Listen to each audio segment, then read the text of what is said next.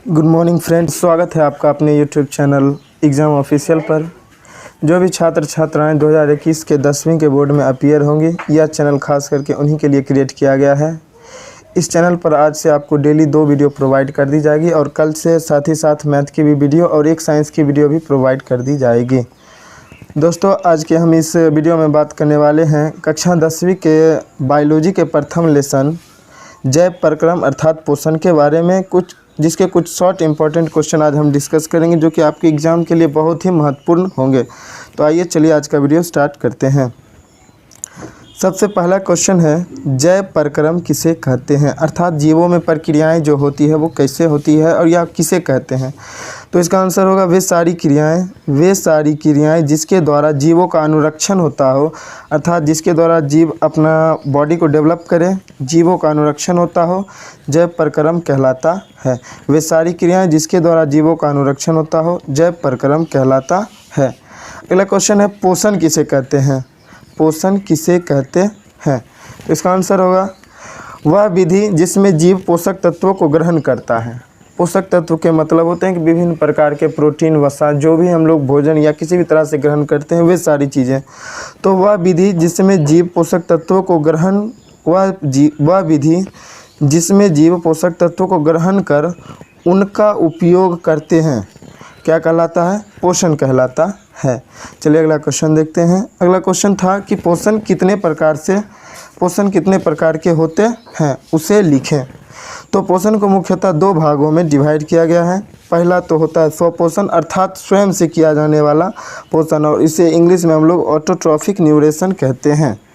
और नंबर 2 होता है परपोषण अर्थात किसी पर निर्भर रहकर या किसी दूसरे पर डिपेंड रह के किए जाने वाला पोषण, इसे हम लोग इंग्लिश में हेटेरोट्रॉफिक न्यूट्रिशन कहते हैं। चलिए तो आते हैं पहले टाइप पर, स्वपोषण कहते किसे हैं। तो देखिए इसका आंसर स्वपोषण, एरो का अर्थ ही होता है किसे कहते हैं, क्या है, किस लिए। तो ऐसे जीव जो भोजन के लिए अन्य जीवों पर निर्भर नहीं करते हैं, अर्थात जो भी जीव अपना भोजन स्वयं तैयार करते हैं वो क्या कहलाते हैं, तो वो स्वपोषी पोषण कहलाते हैं। ऐसे जीव जो भोजन के लिए अन्य जीवों पर निर्भर नहीं करते हैं या ना करना स्वयं पर भोजन संश्लेषित करता है वो स्वपोषी पोषण कहलाता है। जैसे सभी हरे पेड़ पौधे सूर्य के प्रकाश से रोशनी ग्रहण कर और वायुमंडल से कार्बन डाइऑक्साइड को ग्रहण कर अपना भोजन स्वयं तैयार करते हैं। और नंबर 2 था इसका परपोषी पोषण। तो वह प्रक्रिया, इसका आंसर होगा वह प्रक्रिया जिसमें जीव अपना भोजन स्वयं संश्लेषित ना कर किसी अन्य रूप से किसी दूसरे स्रोत पर निर्भर रहता है या किसी दूसरे जीव पर निर्भर रहता है, वो क्या कहलाता है, परपोषी पोषण कहलाता है। जैसे जीव जंतु, कुत्ता, ये सभी चीज़ें हो गए।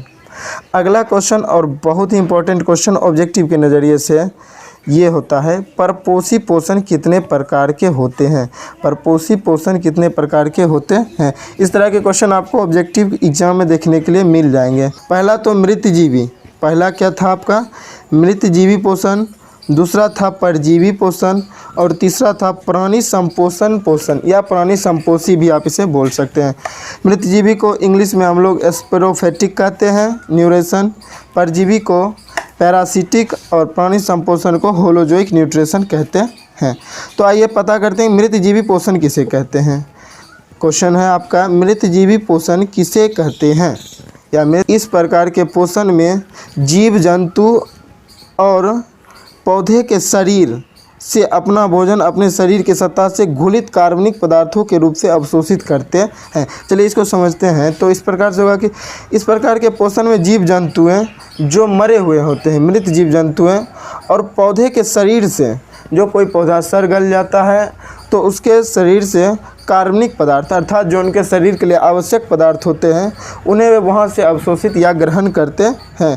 अब जैसे इसके एग्जाम्पल में देखिए, कवक, बैक्टीरिया, प्रोटोजोआ इत्यादि, ये सभी सड़े गले शरीर से अपना पोषण ग्रहण करते हैं।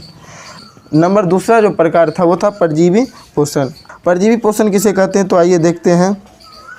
तो इस प्रकार के पोषण में जीव दूसरे प्राणियों के संपर्क में में अस्थायी या अस्थायी रूप से रहकर अपना भोजन प्राप्त करता है।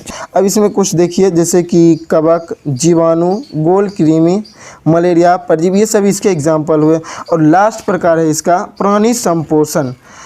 तो प्राणी संपोषण में आएगा कि वैसा पोषण जिसमें प्राणी अपना भोजन ठोस या तरल रूप में ग्रहण करते हैं। ठोस या तरल के रूप में, जैसे हम लोग किसी भी तरह के भोजन को ग्रहण करने में सक्षम होते हैं।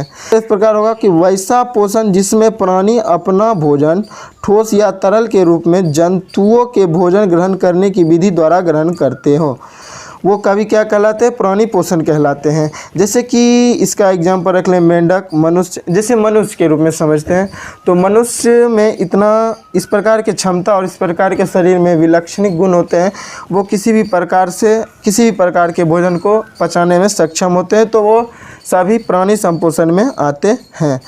अगला क्वेश्चन है, प्रकाश संश्लेषण से आप क्या समझते हैं? प्रकाश संश्लेषण से आप क्या समझते हैं? ये क्वेश्चन आपके बोर्ड एग्जाम के लिए दोस्तों बहुत ज़्यादा इम्पोर्टेंट है। अगर आप क्वेश्चन बैंक में देखेंगे तो ये क्वेश्चन आपको अक्सर दिख जाएगी पूछी हुई। तो इसका आंसर होगा, जिस प्रक्रिया द्वारा पौधे अपना भोजन तैयार करते हैं या भोजन ग्रहण करते हैं, जिस प्रक्रिया या जिस विधि द्वारा या जिस क्रिया के द्वारा, उस मूलभूत प्रक्रिया को ही हम लोग क्या कहते हैं? प्रकाश संश्लेषण कहते हैं। जिस प्रक्रिया के द्वारा पौधे अपना भोजन तैयार करते हैं, वही मूलभूत प्रक्रिया जो होती है उसकी, वो क्या कहलाती है? प्रकाश संश्लेषण कहलाती है। एक नोट कर लीजिएगा आप लोग, इम्पोर्टेंट पॉइंट होता है कि प्रकाश संश्लेषण की प्रक्रिया में ज़रूरी काम आने वाले 4 कच्चे पदार्थ जो मुख्य रूप से होते हैं, जो आपसे अक्सर पूछे जाते हैं। कच्चे पदार्थों में कार्बन डाइऑक्साइड अर्थात CO2, जल अर्थात H2O, क्लोरोफिल और सूर्य के प्रकाश। सबसे इम्पॉर्टेंट टॉपिक सूर्य के प्रकाश महत्वपूर्ण होते हैं। तो दोस्तों, अगर आपको आज का यह वीडियो अच्छा लगा तो चैनल को सब्सक्राइब करके जाएं और बेल आइकन को दबा के जाएं, तथा इस वीडियो को अपने दोस्तों में भी शेयर करें। तो आज से आपको डेली यहाँ 2 वीडियो प्रोवाइड कर दी जाएगी और कल से मैथ के साथ साइंस का एक वीडियो आपको दे दिया जाएगा। और जब हम लोग साइंस कंप्लीट कर लेंगे तो हम लोग सोशल साइंस, और सप्ताह में एक दिन आपका हिंदी पढ़ाया जाएगा जो कि संडे का दिन होगा। हिंदी भी हम लोग साथ लेते चलेंगे ताकि आगे चल के किसी भी तरह का प्रॉब्लम नहीं हो, चाहे वो ग्रामर हो या बुक का हो, वो सभी आपको पढ़ा दिया जाएगा।